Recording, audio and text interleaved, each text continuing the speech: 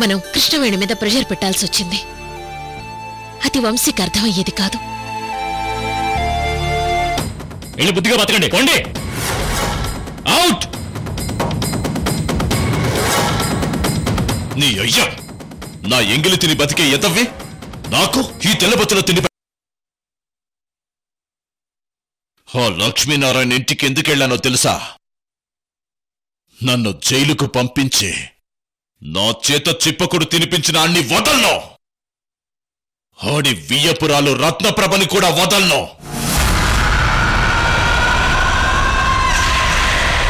ఆ లక్ష్మీనారాయణ గాడేంట్రా, నువ్వు గొప్పోడివి అన్నాననుకో, నిజంగా గొప్పోడిలా ఫీల్ అయిపోతున్నాడు. నేను తప్పు చేశాను అంటే తప్పు చేశానని నన్నే రెచ్చగొడుతున్నాడు. నిజం చెప్పాలంటే మరి గొప్పోడే కదండి. ఊళ్ళో ఆ మనిషి అంటే గౌరవం, మాట అంటే విలువ ఉంది. అయినా ఆడు చెప్పిన దాంట్లో ఒక నీతి నచ్చిందిరా. మంచివాడైనా చెడ్డవాడైనా కష్ట సుఖాలు వచ్చి తీరతాయి అని. వాడు మంచి మార్గం ఎన్నుకుంటే మనం చెడు మార్గం ఎంచుకున్నాం. ఇందులో తప్పేముంది? దానికే మనకే నీతి పాఠాలు చెప్తున్నాడు. అస్సలు వాడి తమ్ముడికి అవినీతి పాఠాలు నేర్పిందే నేన్రా. వాడికన్నీ నేర్పించి కరెక్ట్గా ఇరికించే సమయానికి తప్పించుకున్నాడు. ఆ రత్నప్రభ నేను దొరికిపోయేలా చేసింది. ఆ రెండు కుటుంబాల మీద కసి తీరా కబడ్డీ ఆడుకుంటా. అంటే ఏం చేస్తారండి?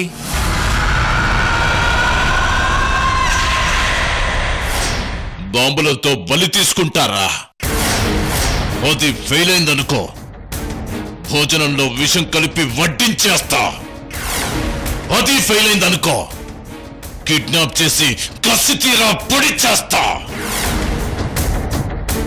నేను జైలుకెళ్ళిన దగ్గర నుంచి నాకు డబ్బు మీద కంటే పగ మీద వ్యామోహం పెరిగింది.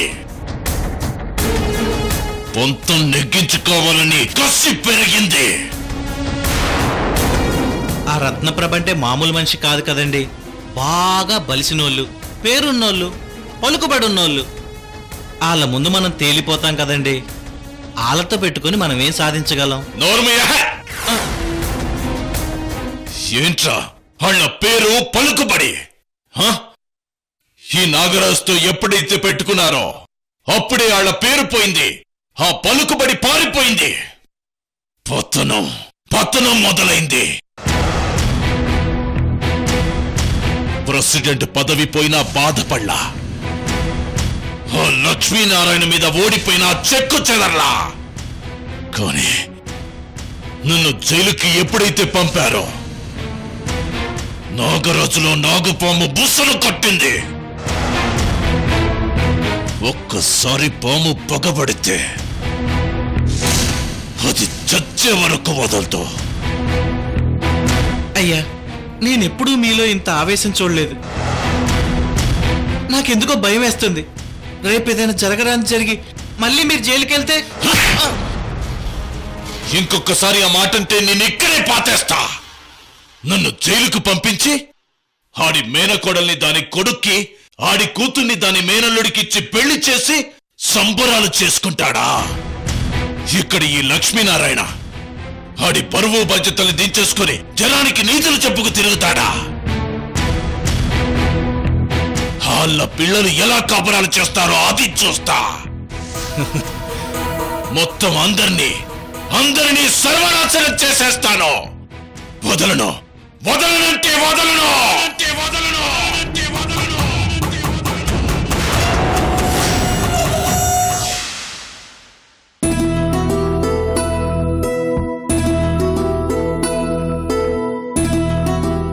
అలివేణి, ఇక నుంచి నువ్వు ఏ పని చేయడానికి వీల్లేదు. రెండంటే రెండే పనులు చేయాలి, అంతే. ఏంటా రెండు పనులు? డైనింగ్ టేబుల్ మీద కూర్చుని తినడం, ఈ బెడ్ పైన పడుకుని నిద్రపోవడం. ఇంతకు మించి ఇంకే పని చేసినా నాకు చాలా కోపం వస్తుంది, చెప్తున్నా. అంత కోపం ఎందుకో? ఎందుకేంటి, నువ్వు నా బిడ్డకు తల్లివి కాబోతున్నావు. నాకు తండ్రిగా పెద్ద ప్రమోషన్ ఇస్తున్నావు.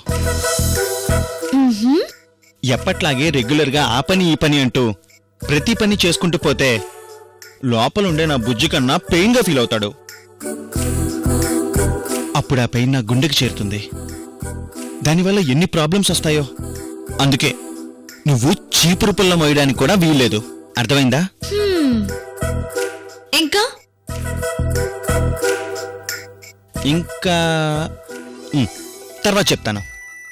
ముందు ఈ గుడ్ న్యూస్ అందరికీ చెప్పి హ్యాపీగా షేర్ చేసుకుందాం. పద. అవును, ముందు ఎవరికి చెప్పాలి? ఇంకెవరికి? కృష్ణ వెనకే చెప్పాలి.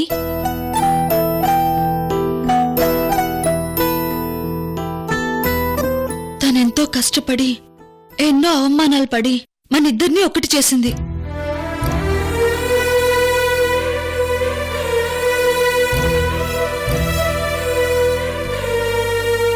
మనకు హాని జరిగితే తను ముందు బాధపడింది.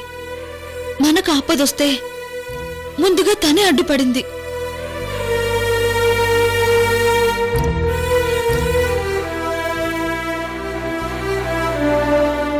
మన కష్టాల్ని చెప్పుకోలేని ఎన్నోసార్లు తనే తెలుసుకుని మన కన్నీళ్లు తొడిచింది అరవింద్.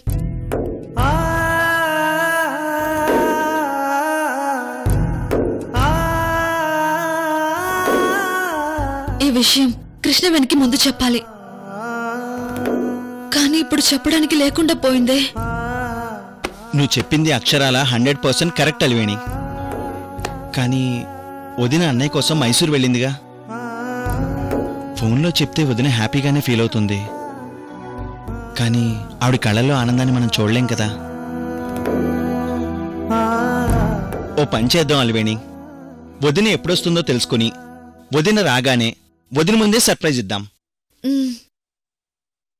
ఈలోపు మమ్మీ డాడీకి మాత్రమే ఈ విషయం చెప్పి దాచమని చెప్దాం. సరేనా? సరే. అయితే పద. మమ్మీ డాడీ కిందే ఉన్నారు, వెళ్ళి చెప్దాం. ఇప్పుడా? ఇప్పుడా అంటే ఇంకెప్పుడు చెప్తావు?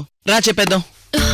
అరవింద్, ఇంత సడన్ గా అంటే నాకు షివరింగ్ స్టార్ట్ అవుతుంది అరవింద్. ఎలా చెప్పాలో ఎలా మొదలు పెట్టాలో కాస్త నన్ను ప్రిపేర్ కానివ్వు. ప్రిపేర్ ఏంట్రా బంగారం? నువ్వేమన్నా సివిల్స్కి అటెంప్ట్ చేస్తున్నావా ఏంటి?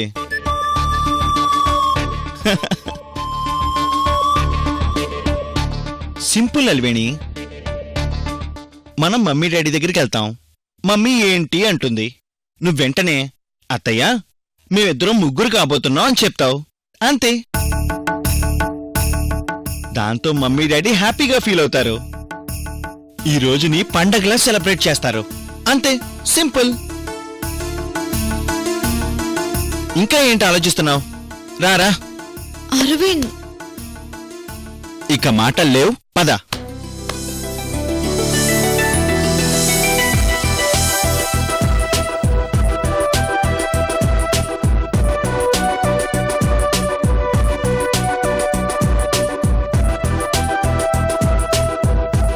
అరవింద్, ఇద్దరు కలిసి బయటకు వెళ్తున్నారా? లేదు మమ్మీ, మీ దగ్గరికే వచ్చాం. మీకు గుడ్ న్యూస్ చెప్పాలి. గుడ్ న్యూసా? ఏంటది? అలివేణి చెప్తుంది డాడీ. చెప్పు. నువ్వు చెప్పు అరవింద్. నువ్వు చెప్పు. అరవింద్ ప్లీజ్ నువ్వు చెప్పు. నిన్ను చెప్పమన్నానా?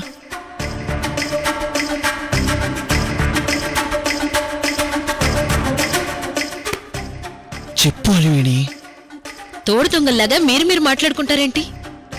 చెప్పడానికే వచ్చారుగా, ఎవరో ఒకరు చెప్పండి. చెప్పమ్మా అలివేణి. మా దగ్గర చెప్పడానికి ఇబ్బంది పడతావేం? అయ్యో, అది ఇబ్బంది కాదు డాడ్. సిగ్గు. సిగ్గా? సిగ్గు కాదత్తయ్యా. ఏది కాకపోతే ఇంకేంటి? సిగ్గుతో కూడిన ఇబ్బంది మమ్మీ. నువ్వు ఊరుకో అరవింద్. మరీను చేసిన ట్రాఫిక్ జామ్ చాలు తల్లి. ముందుకు కదిలి చెప్పు. నువ్వు చెప్తావా నన్ను చెప్పమంటావా? అబ్బా, ఎవరో ఒకరు చెప్పండి రా. ఏమైంది ఇవాళ మీకు? అలివేణి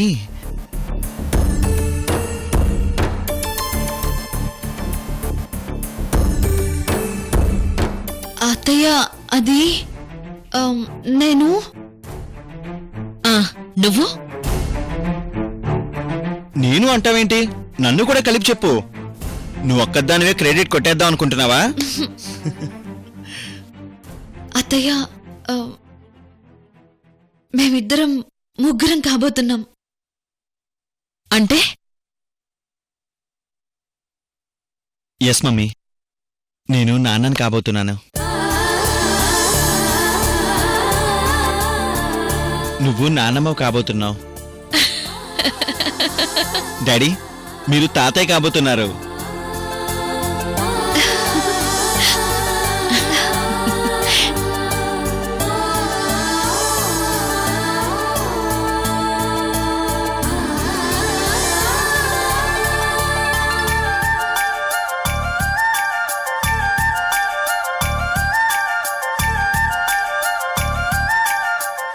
గాడ్ బ్లెస్ యూ.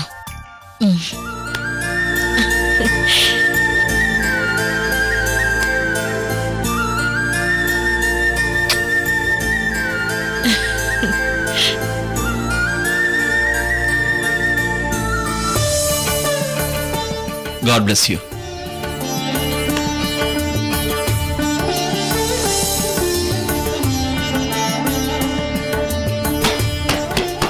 కంగ్రాట్స్ నాన్న.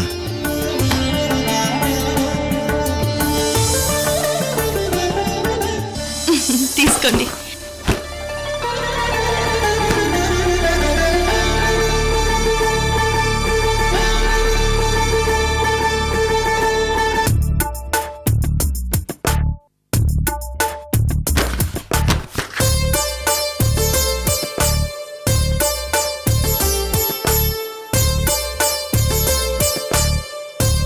అలివేణి, ఎంత చల్లటి వార్త చెప్పావమ్మా. ఎన్నో సంవత్సరాల తరువాత ఈ ఇంటికి వారసుడు రాబోతున్నాడు.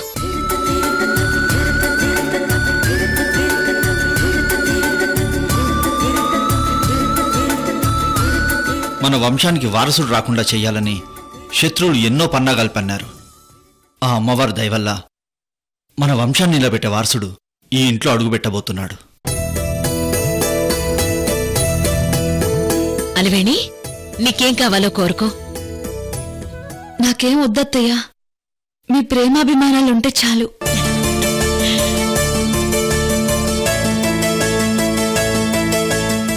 అయ్యో అలివేణి, మళ్ళీ ఛాన్స్ రాదు, కోరుకో. అవునమ్మా, ఇలాంటి సందర్భంలో మా అక్క బావ నువ్వు ఏమడిగినా ఇస్తారు.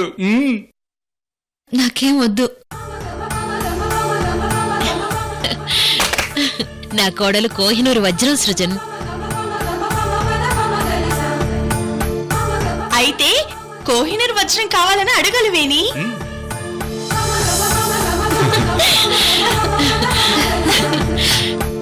అవును, ఈ శుభవార్త మీ అమ్మా నాన్నలకు ఫోన్ చేసి చెప్పావా అలివేణి? లేదు, ఇంకా చెప్పలేదత్తయ్యా. సరే, నేను చెప్తానులే.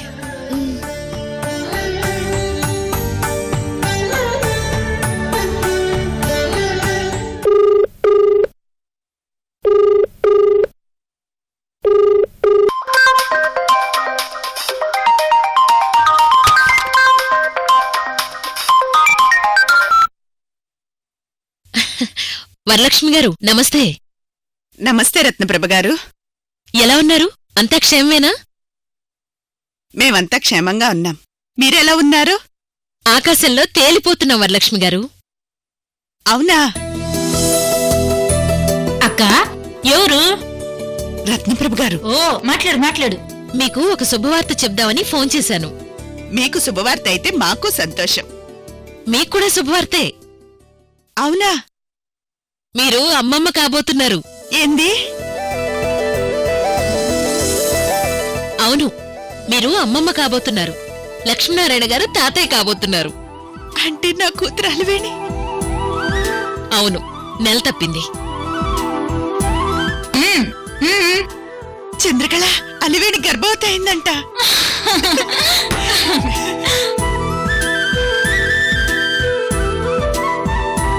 పెద్దమ్మా. అవునా? అవును వరలక్ష్మి గారు, ఇందాకే మా అందరికీ తెలిసి ఆనందంగా నోరు తీపి చేసుకున్నాం.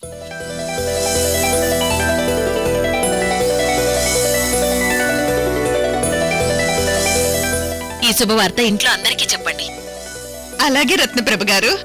మీరందరూ తప్పకుండా ఇప్పుడే బయలుదేరి రావాలి, సరేనా? అలాగే రత్నప్రభ గారు, అలాగే. అన్నయ్య, నువ్వు తాతయ్య కాబోతున్నావు అన్నయ్య. కంగ్రాట్స్. అక్క, నువ్వు అమ్మమ్మ కాబోతున్నావు. అయ్యయ్యో, నా మనవరాలు తల్లవుతోంది. ఇంటికి పండగొచ్చింది. రత్నప్రభ గారి వంశానికి వారసుడు వస్తున్నాడే. అత్తయ్య, అలివేణికి బట్టలు పెట్టాలి, కాంపుకి ఇంటికి పిలవాలి, సీమంతం చేయాలి. ఊరికి ఆనందపడిపోవడం కాదు అత్తయ్య. అవన్నీ తల్లిదండ్రుల బాధ్యతలు. నెరవేర్చకుండా ఎలా ఉంటాం? ఏమైనా నా మనవరాలు ఈ ఇంటికి కొత్త శోభం తెచ్చింది అల్లుడు గారు. ఈ ఇంటికే కాదమ్మా, అత్తింటికి శోభ తెచ్చింది. అవును, ఇప్పుడు మన అలివేణ్ణి రత్నప్రభ గారు నెత్తి మీద పెట్టుకుని చూసుకుంటారు. నెత్తి మీదేంటే, ఆ ఇంటికి వారసునిస్తున్న మహారాణి నా మనవరాలే.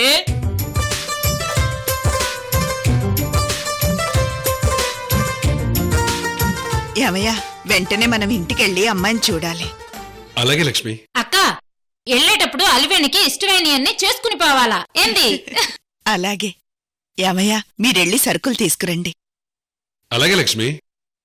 చూసారా అల్లుడు గారు, మన అలివేణి తెంగరది కాబట్టి దాని కడుపు పండకుండా కృష్ణవేణి ఎన్ని ప్లాన్లు చేసింది.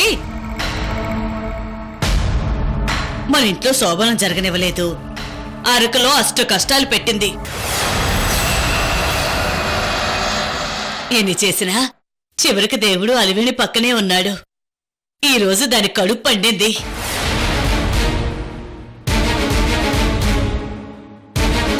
అత్తయ్య, కృష్ణవేణి ప్రస్తావన ఇప్పుడు ఎందుకు? ఎందుకంటావేంటి చిన్నల్లుడు? శోభనం జరగకుండా ఎన్నో కథలు నడిపించిన ఆ కృష్ణవేణి ఈ రోజు నా మనవరాలు కడుపు పండిందని తెలిసి ఇంకెన్ని కథలు నడిపిస్తుందో ఎవరికి తెలుసు? చిచ్చి, కృష్ణవేణి అట్లాంటి పనులు చేయదు పెద్దమ్మా.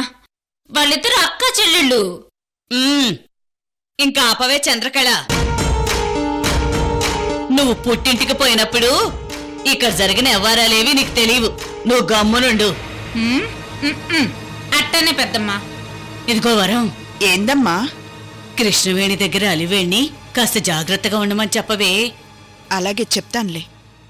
ఈ కాలంలో సొంత అక్క చెల్లెళ్లే సఖ్యతగా ఉండడం లేదు, అసూయలతో కొట్టుకుంటున్నారు. ఇక తోడుకోడలైతే మనసులో కుళ్ళు పెట్టుకొని ఏమేం చేస్తారో ఎవరికి తెలుసు?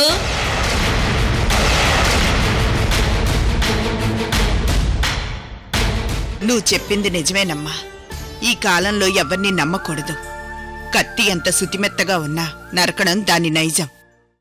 బాగా చెప్పావు. ఇక్కడ కత్తి అంటే కృష్ణవేణి.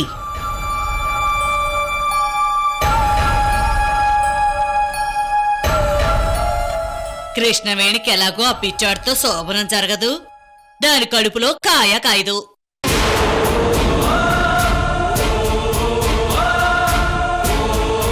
ఇంటికి పెద్ద కోడల్ని నాకు లేని అదృష్టం అలివేణికి వచ్చిందని కృష్ణవేణి కుళ్ళుకుంటే నా మనవరాలు కడుపు పోయేలా ఏదైనా చేయి. అత్తయ్య,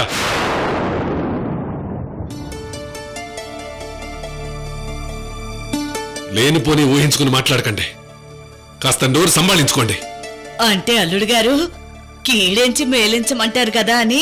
అది కాదు అత్తయ్య గారు, శుభమా అని ఇప్పుడే శుభవార్త తెలిసిందే. అందరం సంతోషంగా ఉన్నాం. అంతలోనే ఈ మాటలేంటి? వినడానికి అసహ్యంగా ఉంది. దయచేసి ఈ విషయం ఎంతటితో వదిలేయండి. అలాగే అల్లుడు గారు. లక్ష్మి, నేను వెళ్ళి సరుకులు తీసుకొస్తాను. అలాగేనయ్యా.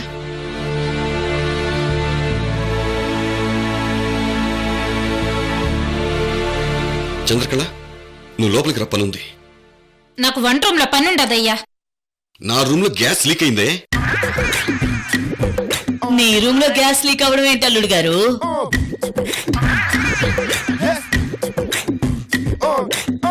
ఒసేయ్, అత్తయ్యకి అర్థం కావట్లేదు గాని నువ్వురా. ఈయనొకడు గ్యాప్ వచ్చేసరికి గ్యాస్ లీక్ అయిందని కోడ్ పెట్టుకుని రెచ్చిపోతున్నాడు. ఇదిగో చంద్రకళ, ఏందక్కా? పిండి వంటలు చేయాలి, వంట రూంలో అన్నీ రెడీ చేసి ఉంచు. అట్నే అక్క.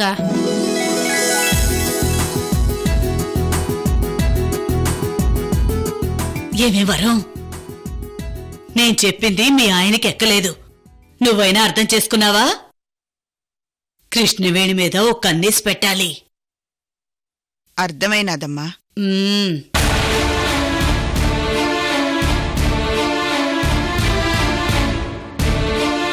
ఈ ఇల్లు సర్వనాశనం అయిపోవాలి. ఆడపడుచుని అవమానం చేసిన ఈ కుటుంబానికి ఏది కలిసి రాకూడదు. ఈ ఇంట్లో ఎన్నో గొడవలు జరగాలి, ఒకరికొకరు కాకుండా విడిపోవాలి. వాళ్ళంతా ఏడుస్తుంటే అప్పుడు నా కళ్ళు చల్లబడతాయి.